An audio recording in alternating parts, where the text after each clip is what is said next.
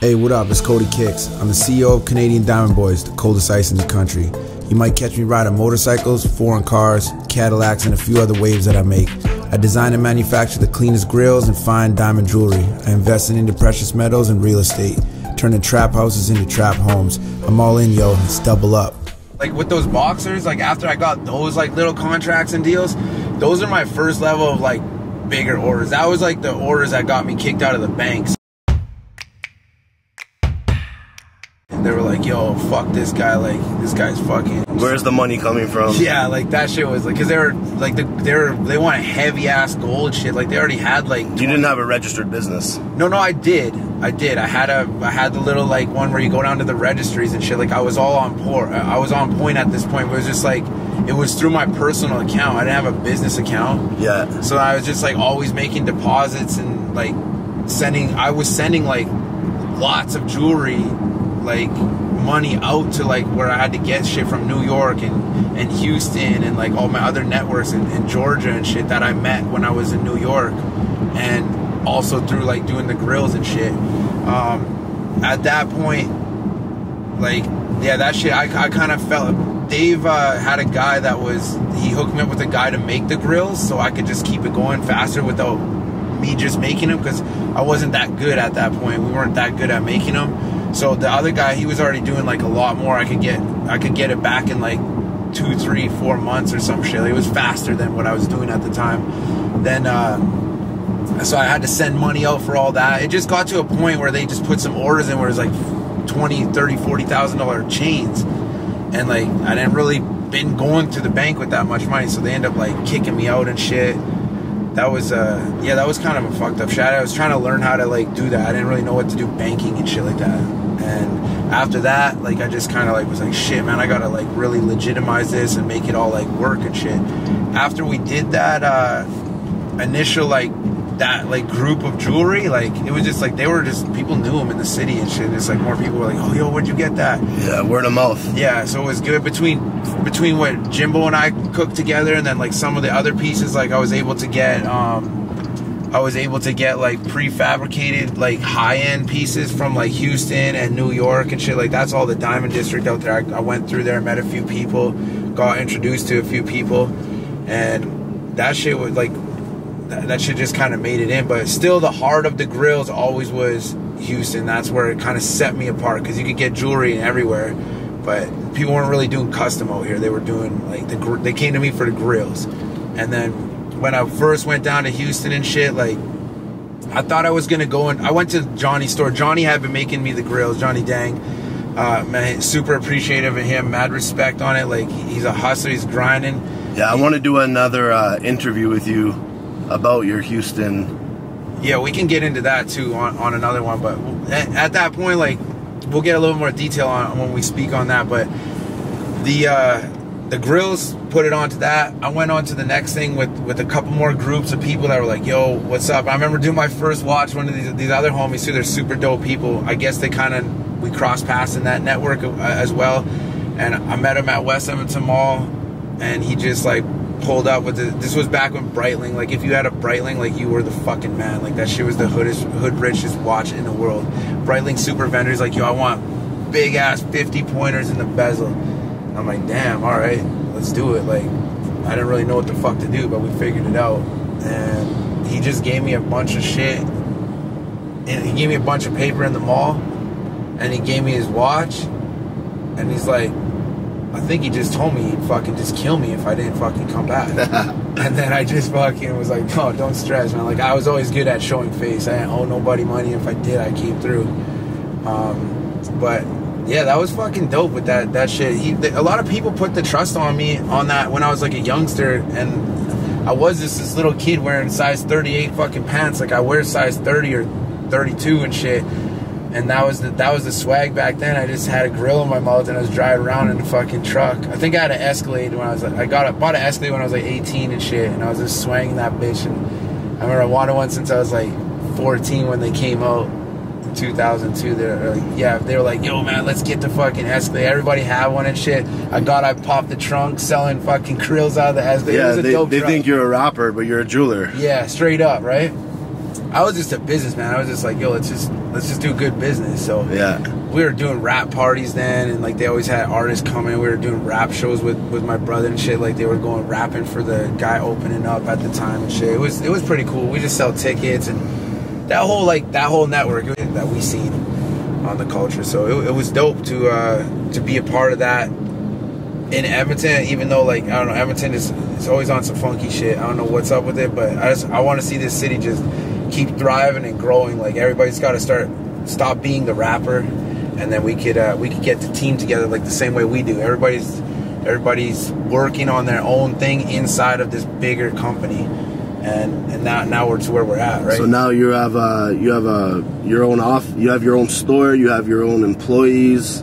Now we do, yeah. We definitely do. We've been 8 years strong at this physical location. I've been doing like grills and shit since it's been over 15 years now. Since I was 15, I was like, I was a reseller of grills. That was when I got my first grill in the mouth, and people just wanted me to just do their molds. That was since I did my first molds, but I didn't think of doing a store. I was like 23 or 24, and I got into some shit. I was riding dirt bikes and shit, still doing jewelry on the side. I was riding dirt bikes like heavily, like I was in California and shit. So in California, I learned a lot more. I met a lot more, like, I guess you would say, like celebrity people and shit, like in the dirt bike industry. And then I got to do some of their grills and just like things like that to set it off a little bit better for me.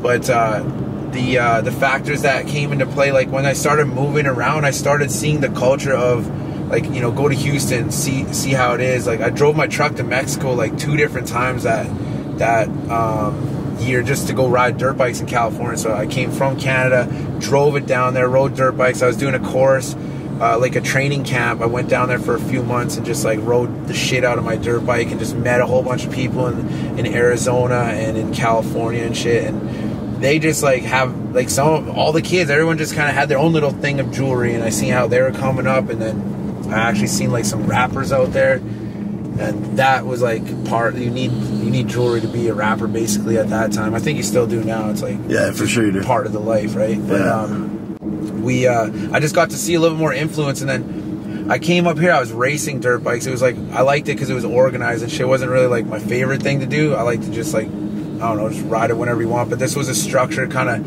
made me like set some goals and get to a certain program. And I came back from I won a championship for Alberta championship. I came back, and it was like 7 at night. I went to go like deal with a guy. I had a ring. I was going to sell it. Some shit happened in between that time, and then I was like, damn, dude, like I thought I was gonna die. We figured it out. I didn't die. I came back, and I was like, damn, I need a fucking store. And the lady I was dating at the time, she's like, yo, you should just open a store. Like that shit's so risky. Like, why are you going in the streets and just like getting caught up with pop in the trunk? Like, yeah, why are you getting caught up like this? I was like, I don't know. I just like, I didn't really have a problem with it, but then I started to realize like there's fucking like there's bums out there trying to get up on you and shit, right? So I mean, it is what it is. You just got to handle your business, and it's like the little secure environment. So I decided, I just went. I was looking around. I initially gave this dude 10 G's. That he was a cool dude, like another like jeweler in town and shit. We had a connection in the mall. He went and fucking dolled me around for like, just like made me wait for like 3 months, and I was like, hey bro, like either we do this or we don't. So like I was gonna sign a mall contract. I think the lease was like $4,700. That shit would have killed me. I would have fucking flopped over on that shit, but thank goodness we didn't do it. And that I was going to visit my buddy, one of the OGs of Edmonton as well, super good homie of mine, just like always solid, helped me through business, introduced me to more people to help me through business. And I was getting tattooed up in this store, up in this like apartment basically above their store. It was like this other, like his partner was tattooing up there. It was like more of a quiet environment, a little bit more like laid back setting instead of being in the shop. And then we started doing the tattoo in there, and then he's just like, yeah, I'm moving. I was like, oh shit, what are you guys doing with this? And they're like, oh, we're gonna shut it down and shit. So I went and looked at other places, and he's like, man, why don't you just take this suite? Like I was telling him, well, we're getting tattooed, like I'm opening a store, this and that. I literally had fucking 10 G's to my name. And then he just like introduced me to the landlady and shit, and that was it. They're just like, yo, boom, boom, boom, fucking done. I got a good lease, super casual, nice little spot. Went on Kijiji, found some showcases, dug that shit. I think I drove to Calgary. A mall store closed down. I got the showcase from him, paid like $1,100. Bought some jewelry, had my own personal jewelry still. I literally had to go buy Rolexes. Like, when you had to buy your inventory. Yeah, I had to pay for it up front, which, like, that shit slowed me the fuck down, dude. Like, it's hard, man. You start trying to get it. Like, go to the store, buy $1 million of inventory just to open a showcase. Like, $1 million doesn't go far. You can fit like 4 real pieces, four showcases. If you spread it out, you could probably get more. But like, we want to cluster that shit, get as much diamonds in them cases as we can. But when you buy one watch, 50 G's or 100 G's right now, geez, like, you know how much gold chains you can buy for that? Like, it's way better money for that. It's just like, when you start buying these big heavy watches and shit, like, we're in Edmonton too, like, who's buying that? We have to go Toronto, they come fly in, buy the watch, or Vancouver flies in, buys the watch, or we fly out there, whatever it is, we make it work how the deal is. But that I started realizing, I was like, man, that was a super big handicap for my system. So it was just a matter of getting money up, and like, I didn't know taking loans. Like, the only loan I took was like for a house and shit. It's like, how you gonna try to explain, like, oh, I'm a hood jeweler, so I'm gonna flip jewelry with this money. Yeah, here, bank, give me some money. They're not gonna they're gonna be like, get the fuck out of here, you kid.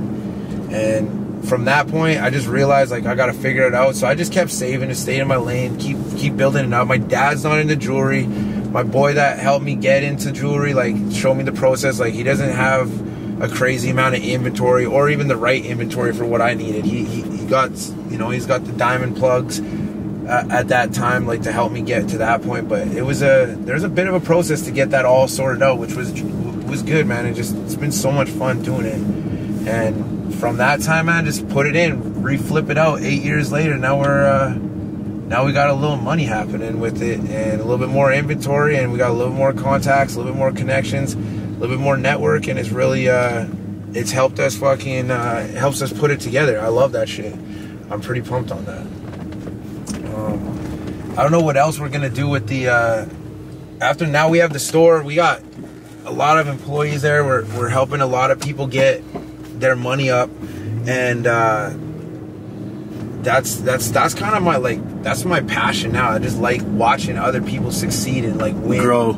Yeah, and grow. Like, Dow moved out from Winnipeg to be a full-time position a few years ago, and he's just killing it. And then we got, like, some of my homies that, you know, they had a refined lifestyle before, and then now they're out and they have to do something, like, legitimate. So it's like we put them into the same position, and they're winning on that perspective now too. So that's really dope. We got a like solid fucking team, man. I love everybody with us, and everybody works so hard, from the people that just count our jewelry inventory to the people that sell our jewelry inventory, and like ordering and creating systems, like, in place, like, the more you grow, the more shit you gotta, like, handle. So it's pretty dope, right?